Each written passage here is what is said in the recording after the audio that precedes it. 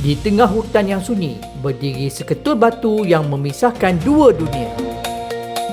Perjalanan ini bermula dari Ban Buketa, iaitu satu lagi border town dengan Malaysia. Kalau kita dapat lihat di sini ya, ada tertera kat situ Friendship Bridge Thai Malaysia. Terus. Itu kalau kita nak balik Malaysia, tapi hari ni kita nak pergi ke Ban Buketa. Di sini ke Kuala Lumpur 389 km, Singapura 748 km, dan sekarang saya berada di 0 km Buketa. Bamjai menderu, gagah susuri. Dari Ban Buketa menuju ke pedalaman Sukirin, saya kagum melihat jalan raya di bumi Thailand. Luas terbentang, kemas, seolah-olah mengundang setiap pengembara untuk terus mara.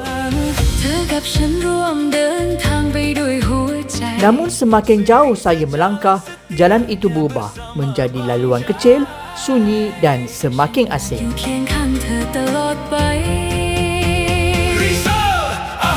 Tiada papan tanda besar, tiada garis jelas di tanah. Hanya sebuah batu yang menunggu untuk ditemui. Dan akhirnya saya berdiri di hadapannya. Di sebelah sini Thailand, di sebelah sana Malaysia. Di sebelah sini 12 tengah hari, di sebelah sana 1 petang. Ini bukan sekadar batu, tapi titik yang memisahkan dua negara.